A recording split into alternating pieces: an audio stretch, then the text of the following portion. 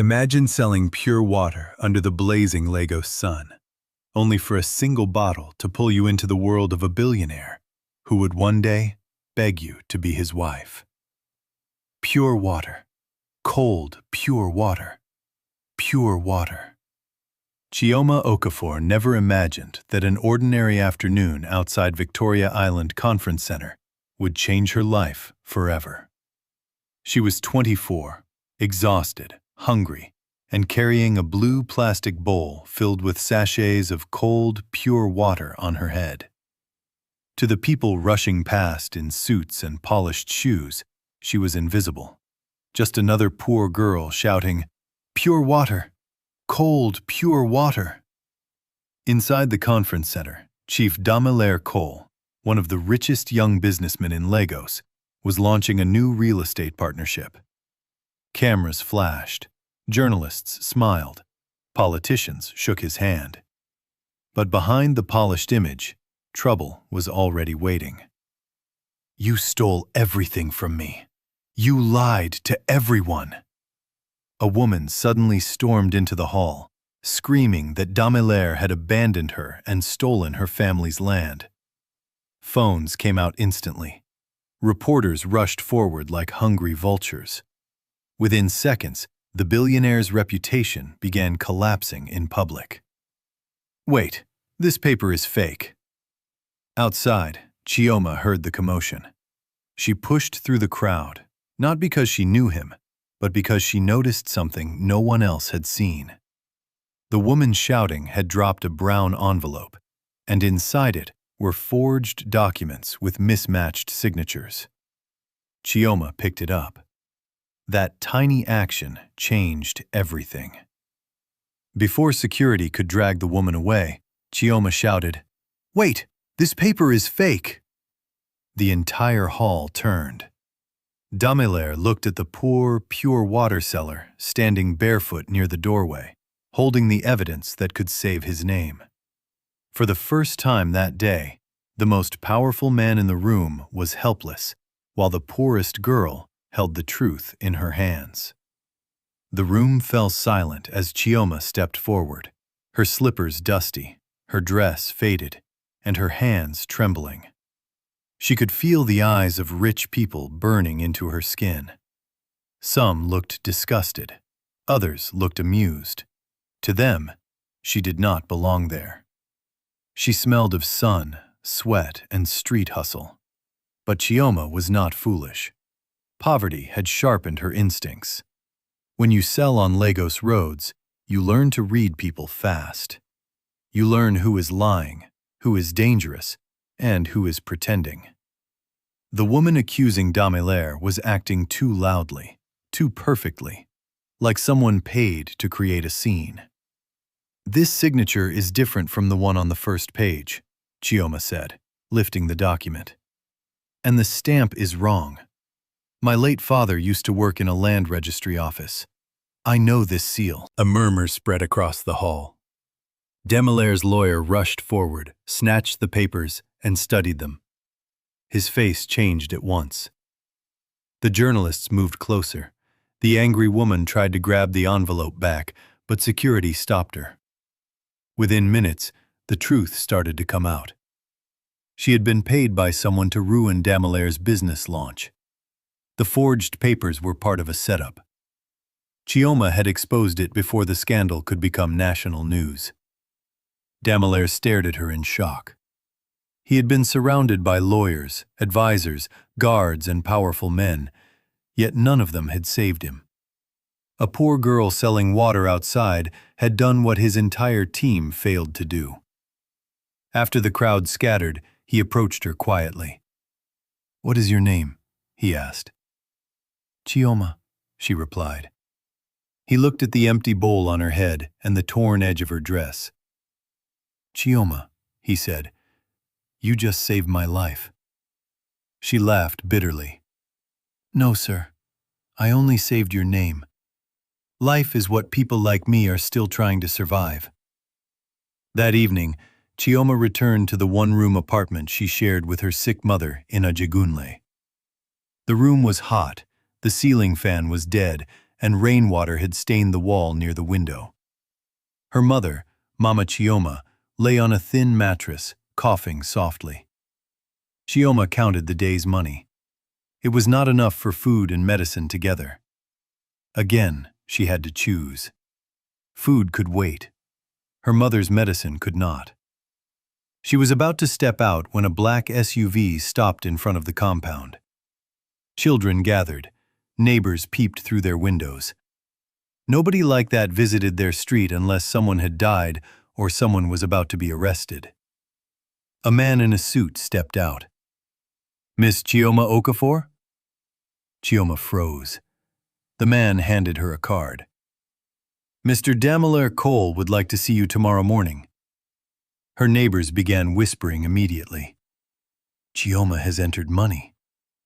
Maybe he wants to reward her. Or maybe rich people want to silence her. Chioma did not sleep that night. The next morning, she arrived at Damilare's office wearing her best dress, though best only meant the one without a tear. His office overlooked Lagos Lagoon with glass walls, cold air, and chairs that looked more expensive than her entire room.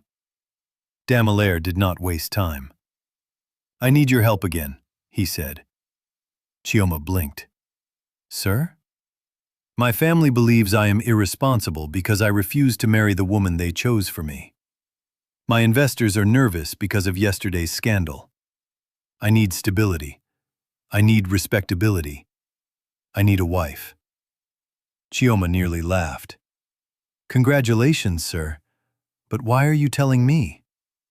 He leaned forward. "Because I want you to pretend to be my wife for 6 months." The room went quiet. Then he added the sentence that made her heart stop. "I will pay you 50 million naira." She stared at him as if he had spoken another language.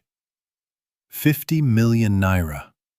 The amount sounded unreal, like something people mentioned in movies, politics, or fraud cases, not something offered to a girl who sold pure water under the sun. "Sir, please don't joke with poverty," she said quietly. Damilare's face softened. "I'm not joking." He explained everything. The arrangement would be legal on paper, but temporary. They would attend public events together, live in the same house, and convince his family, investors, and enemies that he had settled down. After 6 months, they would separate peacefully. She would receive the money in stages, plus medical care for her mother. Chioma stood up immediately. "No." Damilare looked surprised. "You haven't even considered it." "I have considered it. I am poor, not stupid." He leaned back. Chioma continued. "Rich people always think poor people can be rented. You think because I sell pure water I can sell my name too?" For the first time, Damilare had no answer. She picked up her bag and walked toward the door. But just before she left, his assistant entered with a tablet. On the screen was a video already spreading online. Chioma shouting in the conference hall and saving Damilare. The caption read, "Billionaire saved by mysterious street girl." Chioma's stomach tightened. Her face was everywhere. By the time she got home, neighbors had gathered. Some praised her. Some mocked her. Some said she had started dating a rich man. Others said she was now too proud for the street. That night, her mother's coughing worsened. Chioma rushed her to a clinic, but the doctor's words broke her spirit. "She needs proper treatment quickly. This is no longer ordinary sickness." Chioma sat outside the clinic and cried silently. For the first time, 50 million naira did not sound like temptation. It sounded like rescue. Chioma returned to Damilare's office 2 days later. This time she did not come with anger. She came with conditions. "My mother gets treatment first," she said. Damilare nodded. "I will not sleep with you." "Agreed." "You will not treat me like property." "Agreed." "If your family insults me, You will defend me." He paused for half a second, then said, "Agreed." Chioma looked him straight in the eyes. "And after 6 months, I disappear with my money. No drama." Damilare signed the contract. So did she. But as her pen touched the paper, Chioma felt something strange. Not excitement, not joy. Fear. The kind of fear that whispers, "You have entered a road you do not understand." Within 1 week, her life changed violently. Her mother was moved to a private hospital. Chioma was taken to a luxury boutique in Lekki, where women measured her body and spoke about her as if she were fabric. Her hair was washed, braided, and styled. Her nails were done. Her skin was polished. When she looked in the mirror, she almost did not recognize herself. The poor, pure water seller was still there, but hidden beneath silk, makeup, and gold earrings. Damilare entered the dressing room and stopped. For a moment, he simply stared. Chioma felt uncomfortable. "What?" He cleared his throat. "Nothing. You look presentable." She rolled her eyes. "Rich people and bad compliments." He smiled for the first time. That evening, Damilare announced their engagement online. The internet exploded. Bloggers called her the Cinderella of Lagos. Others called her a gold digger. Some said she trapped him. Some said he rescued her. But in one mansion in Ikoyi, Damilare's mother watched the announcement with cold eyes. And beside her, another woman whispered, "That street girl will never take my place." Her name was Vanessa Balogun. She was beautiful in the polished way rich families loved. Light-skinned, elegant, educated in London, always smelling expensive, always smiling like someone who had already won. For 3 years, Damilare's mother had expected him to marry her. Vanessa did not shout when she saw the engagement news. She simply removed her diamond earrings, placed them on the table, and smiled. "A pure water seller," she said softly. "Damilare has finally lost his mind." Mrs. Cole, Damilare's mother, was furious. To her, marriage was not about love. It was about class, bloodline, business, and family reputation. Chioma was not just poor, she was unknown, and unknown people were dangerous. The next evening, Chioma was taken to the Cole family mansion for dinner. The house looked like a palace, marble floors, tall pillars, chandeliers like frozen rain. Chioma held her breath as she entered. Mrs. Cole looked at her from head to toe. "So this is the girl." Damilare's jaw tightened. "Mother, this is Chioma." "I heard she sells water." Chioma smiled politely. "Yes, Ma. Cold one. Very refreshing." Damilare almost laughed but controlled himself. Vanessa was also there, seated gracefully beside the dining table, as if she belonged there more than everyone else. "How inspiring," Vanessa said, "from traffic to table." Chioma felt the insult, but she swallowed it. Dinner was a battlefield disguised with silver spoons. Every question was a trap. What school had she attended?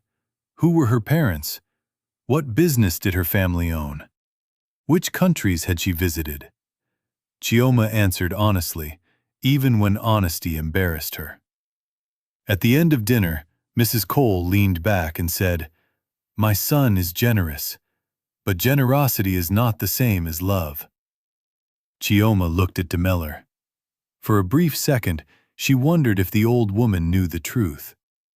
Chioma moved into Damilare's mansion 3 days after the engagement.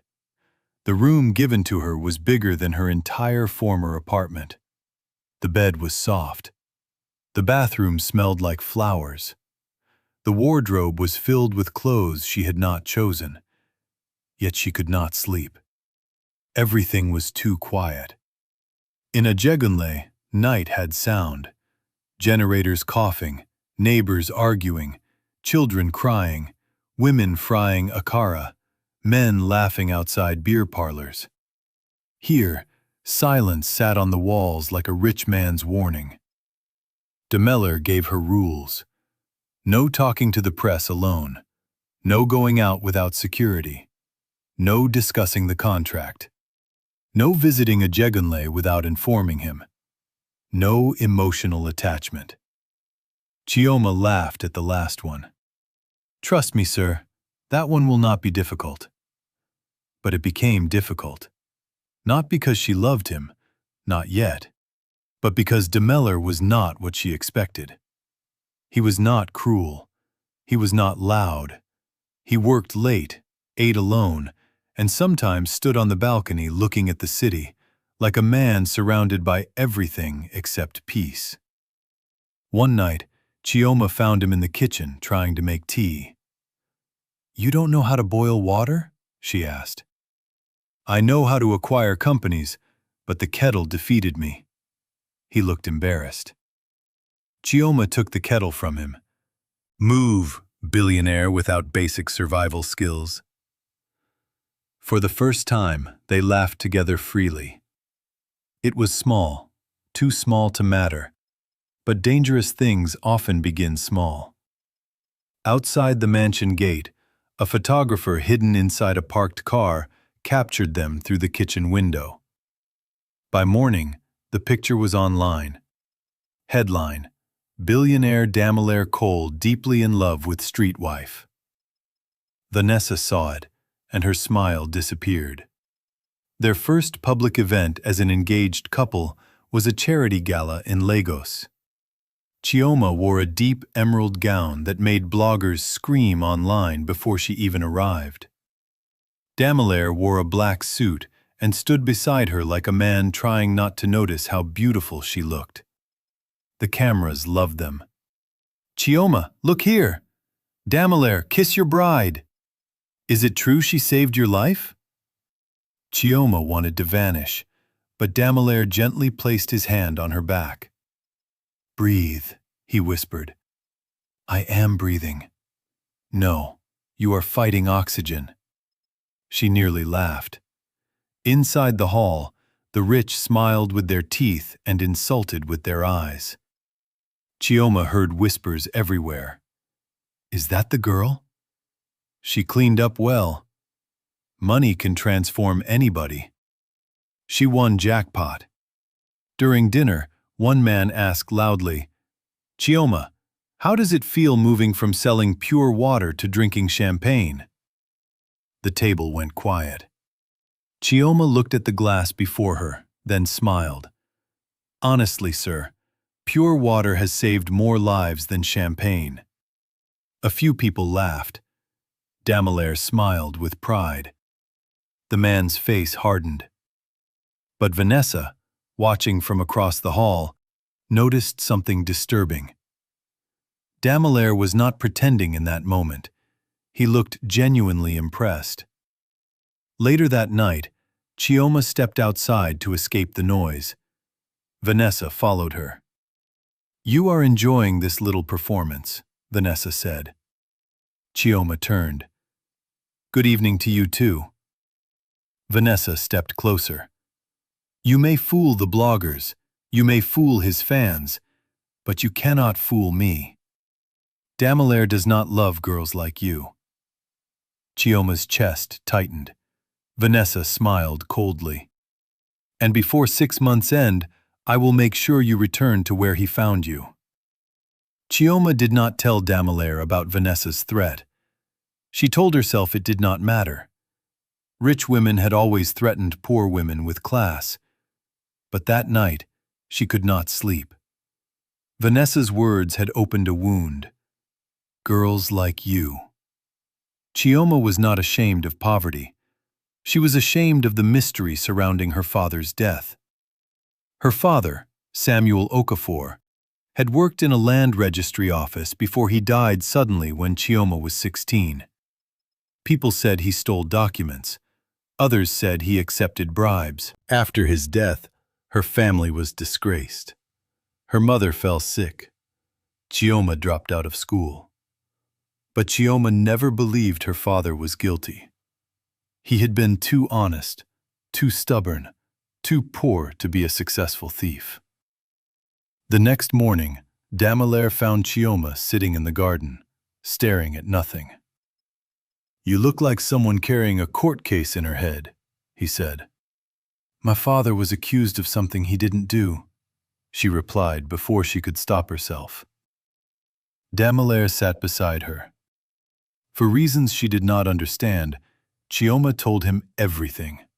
The land registry, the missing files, the disgrace, the sickness, the way neighbors stopped greeting them.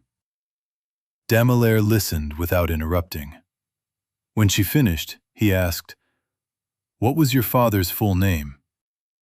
"Samuel Okafor." Damilare froze. It was quick, but she almost saw it. "You know that name?" she asked. He looked away. No. But his voice had changed. And for the first time since signing the contract, Chioma wondered if Damilare Cole had not entered her life by accident. Maybe their families were already connected. Maybe the secret that destroyed her father was hiding inside his mansion. Damilare avoided Chioma for the rest of the day. He buried himself in meetings, ignored dinner, and returned home late. Chioma noticed, because poverty had made her sensitive to changes in people. When survival depends on reading moods, silence becomes loud. At midnight, she found him in his study, staring at an old file. He quickly closed it. "What are you hiding?" she asked. "Nothing." Chioma laughed sadly. Rich people lie with confidence. Damilare stood. "Not everything concerns you." "My father's name concerned you this morning." His face hardened. "That was your imagination." She stepped closer. "No, that was fear." For a moment, neither of them spoke. Then Damilare said quietly, "Be careful digging into old things. Some truths do not heal people. They destroy them." Chioma felt cold. "So there is truth to dig." He looked tired, almost broken. "Go to bed." But Chioma did not move. "You hired me to pretend to be your wife, not to be blind." Damilare's eyes softened, but he said nothing. That night, Chioma made a decision. She would play the fake wife. She would smile for cameras. She would attend dinners. She would protect her mother and collect her money. But she would also investigate the truth about her father. Unknown to her, Vanessa had already started her own investigation. By morning, a private detective delivered shocking information to Vanessa's house.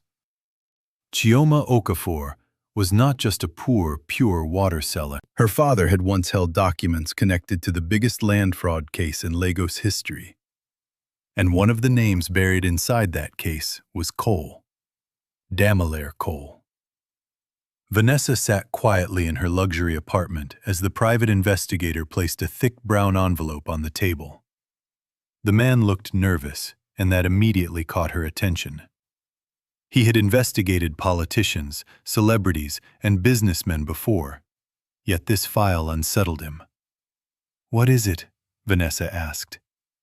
The investigator adjusted his glasses. Chioma's father wasn't just an ordinary registry worker. He was preparing to expose a land fraud network before he died. Vanessa's eyes narrowed. The investigator opened several documents. According to these records, Samuel Okafor discovered that hundreds of plots had been transferred illegally using forged signatures. The fraud involved powerful people. Some names were removed before official investigations could begin. Vanessa flipped through the pages carefully. Then she saw it. Cole Holdings. Her heart skipped. Not Damilare directly, but the company owned by his father. Vanessa leaned back slowly. For the first time, she realized Chioma was more dangerous than anyone suspected. If the truth surfaced, it could destroy the Cole family name forever. A slow smile appeared on her face. This information could also destroy Chioma, and Vanessa intended to use it. Meanwhile, Chioma sat beside her mother's hospital bed. The older woman looked stronger than before thanks to proper treatment, but something troubled her. Mama Chioma kept staring toward the window. "Why are you looking like that?" Chioma asked. Her mother hesitated. "Because some secrets do not stay buried forever." Chioma immediately became alert. "What secrets?" The older woman sighed heavily. "Your father knew he was in danger before he died." Chioma froze. Her mother continued. "He came home one night carrying files. He said powerful people were stealing land from poor families. He wanted to expose them." Chioma's hands trembled. "Why didn't you tell me?" "Because I was afraid. Your father received threats. Strange men followed him. Our house was watched." The room suddenly felt smaller. "Then his death wasn't an accident?" Tears filled her mother's eyes. "I don't know." For years, Chioma had accepted the official story that her father died in a car accident. Now doubt entered her heart, and doubt is dangerous because once it enters, it demands answers. That night, Chioma left the hospital with one goal. She would uncover the truth, no matter who stood in her way. The next morning, Chioma secretly visited the old registry office where her father once worked. The building looked abandoned. Dust covered old files. Broken cabinets lined the walls. Most employees who knew her father had either retired or moved away. Just as she was about to leave, an elderly security guard stopped her. "You are Samuel's daughter, aren't you?" Chioma's heart jumped. The old man nodded slowly. "You have his eyes." He introduced himself as Mr. Otawale. For nearly an hour they talked. Then he revealed something shocking. "There was another man who worked with your father." "What happened to him?" "He disappeared." Chioma frowned. "Disappeared?" The old man nodded. "After your father's death, he resigned suddenly and left Lagos." "Do you know where he went?" The guard hesitated. Then he scribbled a name on a piece of paper. Musa Ibrahim, Benin City. For the first time, Chioma had a real lead. She had no idea that a black SUV parked across the street had been watching her the entire time. And the person inside immediately called Vanessa. Damilare was surprised when Chioma requested permission to travel. "Benin?" he asked. "Just for a day? What business do you have there?" Chioma forced a smile. "Personal."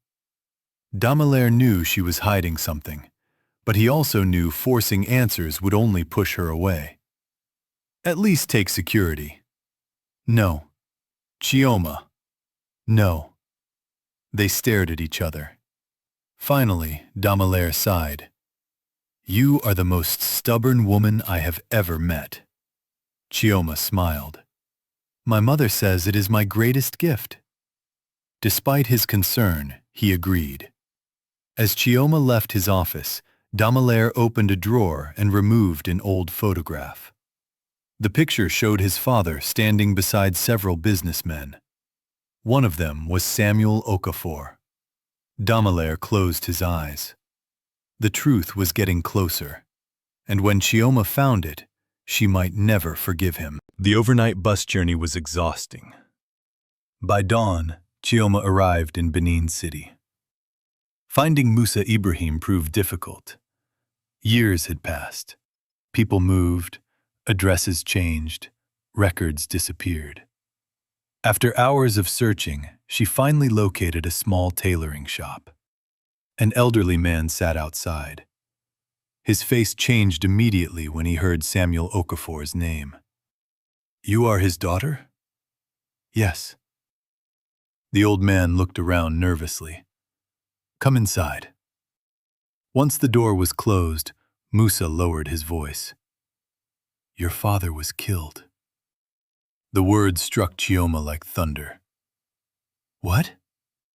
"He wasn't supposed to die that night." Chioma's breathing became shallow. Musa continued. "He collected evidence against powerful men." "Who?" Musa shook his head. "I never saw all the names, but I know one thing." "What?" "The orders came from people with influence." Chioma felt sick. Everything she believed about her father's death was collapsing. Then Musa said something worse. "They are still protecting the secret today." Back in Lagos, Damilare could not focus. Every meeting felt pointless. Every conversation felt empty.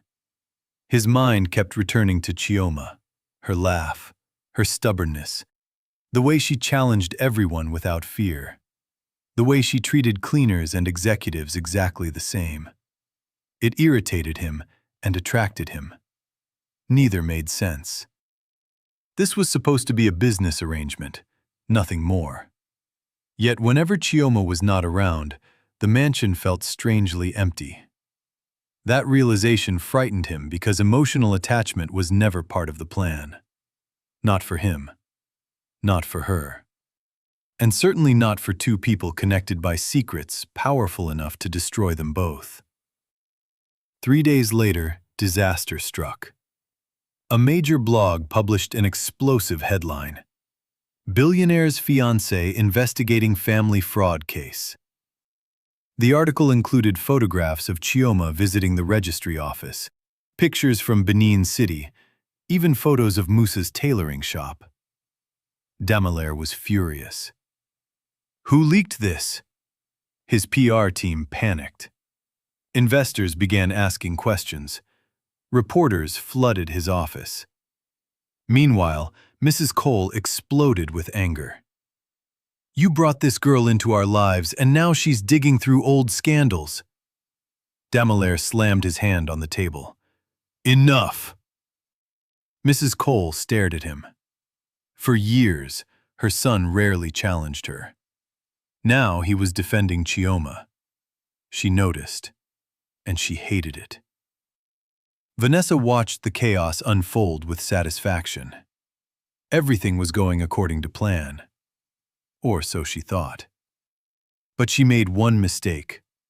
She underestimated Chioma. While reviewing social media comments, Chioma noticed something unusual. The leaked photos had first appeared on an account connected to Vanessa's PR company. The connection was tiny, almost invisible, but it was there. Chioma immediately understood. Vanessa had been watching her, following her, tracking her movements. For the first time, Chioma became angry. Not hurt, not afraid. Angry. And angry people stop playing defense. Late one evening, Mama Chioma revealed another secret. There was a safe. Chioma looked confused. A safe? Her mother nodded weakly. Your father rented a small storage unit before he died. Chioma sat upright. Why didn't you tell me? I forgot the number for years. The older woman slowly handed over a faded piece of paper. On it was an address and a key. Chioma's pulse quickened. If her father had left evidence behind, it might still be there. Everything suddenly felt connected. The threats, the fraud, the accident, the lies. Maybe her father knew he would not survive. Maybe he had prepared for this moment. The following afternoon, Chioma arrived at the storage facility. The building was old, quiet, almost forgotten. With trembling hands, she inserted the key. The lock clicked open. Inside sat a metal box. Nothing else. Chioma opened it carefully. Her breath caught instantly. Documents, photographs, bank records, property transfers, and a sealed envelope. Across the front, her father's handwriting remained perfectly clear. If you are reading this, the truth has finally found you. Tears filled her eyes. Her hands shook as she opened the envelope. Inside was a single page. At the bottom were several names. Most meant nothing, but one name nearly stopped her heart. Cole. Not Damilare. His father. Chioma stumbled backward. Everything changed in that moment, because the man she was pretending to love might belong to the family that destroyed hers. She sat frozen inside the storage unit, staring at the name on the paper. Her father's handwriting was unmistakable. Beneath several names connected to the fraud investigation was one entry circled repeatedly: Chief Adabio Cole, Damilare's father. For years, Chioma had imagined faceless villains hiding behind her father's death. Now, one of those faces had a name. Worse, it belonged to the family she was living with. Her chest tightened. Part of her wanted to run straight to Damilare and demand answers. Another part feared what she might hear. Inside the envelope was another note. Trust no one until you see the full truth. Those words unsettled her more than the names. Samuel Okafor had not written, "Trust nobody." He had written, "Until you see the full truth." That meant there was more, much more. And somewhere between her father's death and Damilare's family lay a secret still hidden from everyone. That evening, Chioma returned to the mansion. Damilare immediately noticed something was wrong. "You look pale." "I'm fine." "You have never lied well." Chioma forced a smile. Inside, her mind was screaming. She wanted to ask him directly. "Did your father destroy mine? Did your family ruin my life? Did you know?" But every time she opened her mouth, the words refused to come. Instead, she watched him. The way he greeted staff respectfully, the way he checked on her mother every week, the way he remembered small things about her. None of it matched the image of a heartless family protecting murder. Yet the evidence existed, and evidence does not care about feelings. That night, Damilare sat alone on the balcony. For the first time, he felt Chioma pulling away from him. He did not know why, but he hated it. 3 days later, Mrs. Cole received an unexpected guest. An elderly man arrived at the mansion carrying a leather briefcase. His name was Barrister Feyi Akinwale. Very few people knew he had once handled legal matters for Chief Adabio Cole. Mrs. Cole welcomed him privately.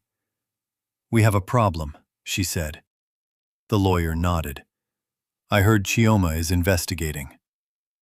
Mrs. Cole's face tightened. "How much does she know?" The old lawyer hesitated. "Possibly enough to destroy this family." Mrs. Cole went silent. For years, she had believed the past was buried. Now, it was returning. The lawyer opened his briefcase and removed several documents. "I warned your husband years ago." Mrs. Cole stared at him. "You said the files were gone." "I believed they were." The lawyer lowered his voice. "But if Samuel Okafor left copies behind, everything changes." For the first time in years, Mrs. Cole felt fear. Because Samuel Okafor had become more dangerous in death than he had ever been alive. A week later, Chioma and Damilare attended a charity event in Abuja. To everyone watching, they looked perfect together. The cameras loved them. The public adored them. Even journalists who once mocked Chioma now praised her confidence and grace. But inside, Chioma was struggling. Every smile felt dishonest. Every photo felt complicated. Because the more time she spent with Damilare, the harder it became to separate him from the crimes of his father. Late that night, after the event ended, their flight was delayed. For hours, they sat together inside a nearly empty airport lounge. No cameras, no reporters, no pretending. Just two people talking. Chioma found herself laughing. Damilare found himself staring. Neither noticed how naturally they had become comfortable around each other. Then silence settled between them. A dangerous silence. The kind that reveals feelings. For one brief moment, their eyes met. Neither looked away. Neither spoke. Because both of them understood what was happening. The contract was becoming a problem. Vanessa was running out of patience. Every attack seemed to make Chioma stronger. Every scandal seemed to increase public support for her. Even worse, Damilare was clearly changing. He defended Chioma constantly. He smiled more. He seemed happier. Vanessa hated it. So she decided to stop attacking Chioma's reputation. Instead, she would attack her past. Within days, old rumors began spreading online. Stories about Samuel Okafor. Stories about corruption. Stories about stolen documents. Stories suggesting Chioma's family benefited from fraud. The internet exploded. People who once called Chioma inspirational now called her a criminal's daughter. Chioma watched the comments in silence. The pain was not for herself. It was for her father, a man who could no longer defend his name. That night, she cried alone. Unknown to her, Damilare saw everything. And for the first time in his life, he became genuinely angry with Vanessa. A heavy storm trapped Chioma and Damilare inside the mansion one evening. The power flickered. Rain hammered the windows.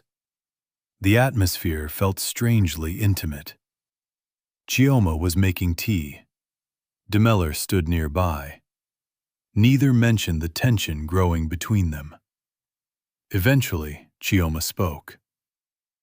"Do you ever wish life was simpler?" Damilare laughed quietly. "Every day." Their eyes met. The room grew still. For a moment, everything else disappeared.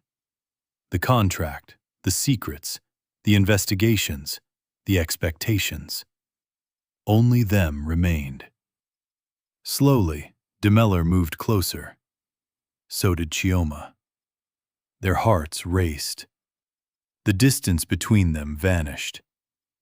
Then Chioma's phone rang. Both immediately stepped back. Reality returned. The moment was gone. But neither could pretend it had not happened. In Benin City, Musa Ibrahim received a visitor. The visitor offered money. A lot of money. Musa refused. Then came threats. Musa still refused because he was tired. Tired of fear. Tired of hiding. Tired of carrying secrets for dead men. The following morning, neighbors discovered his tailoring shop destroyed. Musa survived. Barely. The message was clear. Someone powerful wanted him silent. Unfortunately for them, the attack had the opposite effect. Musa immediately called Chioma. "They know you're getting close." Chioma felt cold. Close to what? The truth. His voice trembled. And the truth is bigger than we thought. That same week, Damilare finally confronted the family lawyer. He had grown tired of half-truths. What happened between my father and Samuel Okafor? The lawyer went silent. Damilare slammed his hand on the desk. What happened? After several seconds, the lawyer answered, Your father wasn't innocent. The words hit hard. But he wasn't the mastermind either. Damilare's heart sank. The lawyer continued, There were others. Who? The lawyer shook his head. Some of them are still powerful today. Damilare felt sick. For years, he had admired his father. Now cracks were appearing in everything he believed. And if Chioma discovered the same truth, he might lose her forever. While reviewing the contents of the safe again, Chioma found something she had missed. A photograph hidden inside the lining of the box. The image showed several men standing together at a land acquisition meeting. She recognized one immediately. Chief Damilare Cole. Then her eyes widened. Standing beside him was another familiar face. Barrister Feyi Akinwale, Mrs. Cole's trusted lawyer. The same lawyer who still visited the mansion. The same lawyer still protecting the family. The photograph meant one thing. The conspiracy had not ended. It had simply aged. And some of the people involved were still close enough to touch. Late that night, Chioma finally opened the last sealed item from the safe. A small flash drive. Inside was a recorded video. The screen flickered. Then her father's face appeared, older, tired, afraid. Chioma immediately burst into tears. For years, she had dreamed of hearing his voice again. Now he was speaking directly to her. If you're watching this, something has happened to me. Samuel Okafor looked into the camera. I discovered a land theft operation involving powerful people. Families lost everything. Villages disappeared from official records. He paused. Then came the sentence that changed everything. Not everyone named in my documents is guilty. Chioma froze. Her father continued. Some people tried to stop the fraud. Another pause. If you ever meet a man named Cole, know this. The video suddenly cut out, corrupted, incomplete. The final message was gone. Chioma stared at the screen in shock because her father had been about to reveal the most important truth of all, and she had no idea what he was going to say. She replayed the video over and over again. Each time it stopped at exactly the same point. If you ever meet a man named Cole, know this. Then darkness. The missing seconds felt like torture. Whatever her father intended to reveal could completely change everything she believed. She spent the entire night trying to recover the damaged file. By dawn, her eyes were red and swollen. When Damilare found her in the study, she looked exhausted. You haven't slept. I've been busy. He noticed the flash drive immediately. For a brief moment, fear crossed his face. And that fear told her something important. Damilare knew more than he admitted. Unable to carry the burden any longer, Damilare visited the one person who might still know everything. His father's former driver, an elderly man named Pa Sunday. The old man lived quietly in Ibadan. Age had bent his back, but not his memory. After hearing Damilare's questions, Pa Sunday sighed deeply. Your father was many things. Was he corrupt? The old man stared at him. Sometimes the answer hurts, but he wasn't evil. Damilare listened carefully. Pa Sunday continued. The fraud began before your father became involved. What happened? He discovered powerful men stealing community land. Damilare frowned. Then why is his name everywhere? The old man looked away.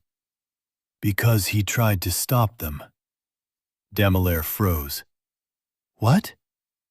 He collected evidence. The room became silent. Everything Damilare thought he knew suddenly shifted. His father wasn't the leader of the conspiracy. He may have been fighting it. And perhaps that was why he died years earlier under mysterious circumstances. 2 nights later, Chioma left the hospital after visiting her mother. The streets were unusually quiet. Her security escort was delayed by traffic. For the first time in months, she was alone. That was when the motorcycle appeared. 2 men, black helmets, no license plate. One grabbed her handbag. The other pushed her violently toward the road. Chioma crashed hard against the pavement. Pain shot through her arm. The motorcycle disappeared. People rushed to help her. At first, it looked like robbery. Then she realized something. Her phone remained. Her jewelry remained. Her purse remained. Only one thing was missing. The flash drive. The attack had never been about theft. Someone wanted her father's evidence. Someone was afraid. Very afraid. When Damilare heard about the attack, he abandoned an important board meeting. Within minutes, he was at the hospital. Seeing Chioma injured awakened something powerful inside him. Fear. Real fear. The kind reserved for people you love. Chioma noticed his reaction. Damilare, I'm fine. No, you're not. His voice was sharper than usual. For several moments, neither spoke. Finally, Damilare sat beside her. If anything happened to you. He stopped. The sentence remained unfinished, but Chioma understood. For the first time, the contract felt meaningless. Neither of them cared about pretending anymore. The problem was that the truth surrounding their families remained unresolved. And truth has a way of destroying beautiful moments. Vanessa was becoming desperate. Her plans kept failing. Chioma remained popular. Damilare remained loyal. Public sympathy continued growing. Then her investigator delivered new information.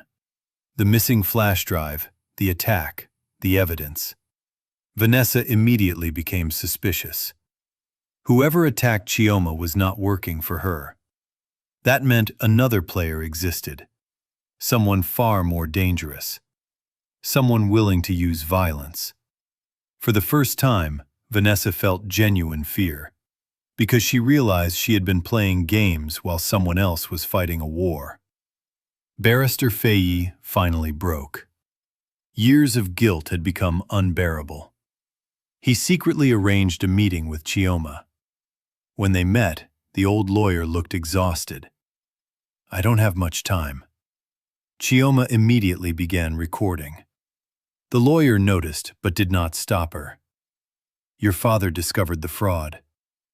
Who was behind it? The lawyer hesitated. There were 4 men. Chioma leaned forward. Who? The lawyer swallowed hard. One is dead. Who? Your father. Chioma stared at him. The lawyer continued. Another was Chief Damilare Cole. Chioma's heart raced. And the others? The old lawyer looked terrified. Then he whispered 2 names. One was a former governor. The other was a billionaire property developer still active today. Suddenly, the entire conspiracy became much larger and much more dangerous. Days passed. The investigation continued. But something else continued too: their feelings. One evening, Chioma and Damilare visited the beach. No reporters, no cameras, no contracts. Just two people walking beside the ocean. For the first time in months, they felt normal. Chioma removed her shoes and laughed as the waves touched her feet. Damilare watched quietly. "You've changed my life," he said. Chioma smiled. "You paid me." "No," he shook his head. "That's not what I mean." The wind carried silence between them. A meaningful silence. The kind that reveals hidden emotions. This time, neither looked away. And when Damilare gently took her hand, Chioma did not pull back. Mrs. Cole could no longer remain silent. She called Chioma privately. The older woman looked older than usual, worn down by years of protecting family secrets. "There is something you need to know." Chioma listened carefully. Mrs. Cole took a deep breath. "Your father saved my husband." Chioma blinked. "What?" "Years ago, when the fraud investigation began, your father discovered evidence proving my husband wasn't the mastermind." Chioma sat frozen. Mrs. Cole continued. "Samuel was preparing to clear his name, but both men died before they could expose the truth." The revelation shook Chioma completely. For years, she had believed the Cole family destroyed hers. Now she was learning the opposite might be true. The pieces finally began fitting together. Samuel Okafor, Damilare Cole, both investigating the fraud, both trying to expose it, both dead. The question changed completely. Not who committed the fraud, but who benefited from their deaths. Late that night, Chioma reviewed every document again. One name appeared repeatedly: Chief Gabriel Ajayi, former governor, powerful businessman, respected philanthropist, public hero, private suspect. The deeper she dug, the more his name surfaced. And that terrified her, because Gabriel Ajayi was not retired. He was still influential, still wealthy, still connected, and still dangerous. A week later, Damilare invited Chioma to the rooftop garden. The city lights stretched endlessly below them. Chioma expected another conversation about the investigation. Instead, Damilare handed her an envelope. Inside was their contract, the fake marriage agreement. Without saying a word, he tore it into pieces. Chioma stared. "Damilare." He shook his head. "No more pretending." The wind carried the shredded pages into the night. For several moments, neither spoke. Then Damilare looked directly into her eyes. "This started as a business arrangement." His voice trembled slightly. "But somewhere along the way, I stopped pretending." Chioma's heart raced. "I don't care about 6 months anymore." He stepped closer. "I don't care about the money." Closer. "I don't care about what people think." Then came the words she never expected. "Chioma Okafor, I love you." Tears immediately filled her eyes. Not because she was surprised, because she felt the same. But before she could answer, Damilare's phone rang. The call came from the police. A body had been discovered.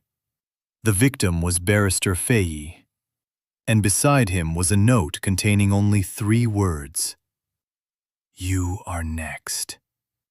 The rooftop suddenly felt cold. Damilare lowered his phone slowly while Chioma stared at him. What happened? His face had lost all color. It's Barrister Faye. Chioma immediately knew. The old lawyer was dead. For several seconds, neither spoke. Then Damilare revealed the rest. There was a note. Chioma's stomach tightened. What note? Damilare swallowed hard. 3 words. He looked directly at her. You are next. The world seemed to stop. Barrister Faye had finally decided to tell the truth. Within days, he was dead. That could not be coincidence. Someone was eliminating witnesses. Someone powerful. Someone desperate. And now Chioma understood one terrifying fact. The closer they came to the truth, the closer they came to danger. Barrister Faye's funeral attracted politicians, businessmen, judges, and wealthy families. Everyone arrived wearing black. Everyone spoke about integrity. Everyone praised his service. Chioma trusted none of them. As she stood beside Damilare, she noticed something unusual. Chief Gabriel Ajayi had attended.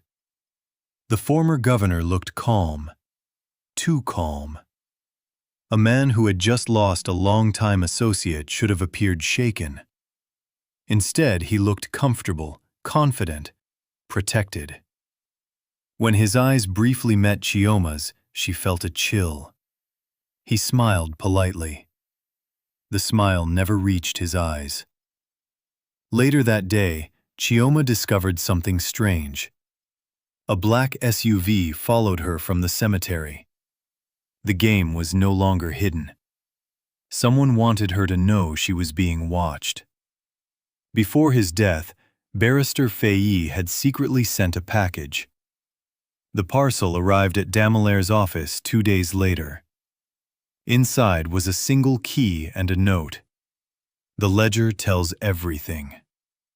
No address, no explanation, nothing else. Damilare and Chioma spent hours trying to understand. Finally, a number engraved on the key led them to an old bank vault. The vault had been rented decades earlier. When they opened it, they found only one item: a large black ledger. Every page contained records, payments, transfers, bribes, property acquisitions, fake companies, hidden accounts. It was a map of corruption stretching back 20 years. And one name appeared repeatedly: Gabriel Ajayi. For the first time, they possessed evidence strong enough to destroy powerful people. Which also meant powerful people now had a reason to destroy them. Mama Chioma's health continued improving. Yet she carried a burden she had hidden for years. One evening, she finally spoke. "There's something your father made me promise." Chioma listened carefully. Her mother reached beneath her mattress and produced an old envelope. The paper looked ancient. Samuel Okafor's handwriting covered the front. Chioma's hands trembled as she opened it. Inside was a letter. A personal letter from her father. Not about corruption, not about fraud, about her. "If anything happens to me, never allow hatred to become your inheritance." Tears filled Chioma's eyes. The letter continued. "The guilty will eventually answer for their actions, but do not punish innocent people because of the crimes of others." Chioma immediately thought of Damilare. For months, she had struggled to separate him from his father's name. Now, her father's final advice became clear. Truth mattered, but justice was not revenge. Several days later, Damilare surprised Chioma. No reporters, no cameras, no audience. Just the two of them. He took her to a quiet garden overlooking Lagos Lagoon. The sunset painted the water gold. For once, neither discussed investigations or danger. They simply enjoyed peace. Then, Damilare reached into his pocket. Chioma froze. A small box appeared. Inside was a ring. Not part of the contract. Not for publicity. Real. Chioma. His voice was soft. This isn't about business anymore. Her heart pounded. I know the timing is terrible. He smiled. I know our lives are complicated. Then he knelt. But I also know I don't want a future without you. Tears immediately filled Chioma's eyes. For the first time in years, happiness felt possible. Then she whispered one word. Yes. The engagement remained private. Only a few people knew. Yet somehow the news leaked. The following morning, social media exploded. Anonymous accounts released false stories, fabricated documents, edited photographs, fake recordings. The goal was obvious. Destroy Chioma. Destroy Damilare. Destroy their credibility. Television stations picked up the rumors. Bloggers spread them everywhere. Investors became nervous. Business partners began asking questions. Chief Gabriel Ajayi publicly denied all allegations against him. Then he announced plans to sue anyone spreading lies. His confidence worried Damilare because innocent people defend themselves, but truly dangerous people attack. Help arrived from an unexpected source.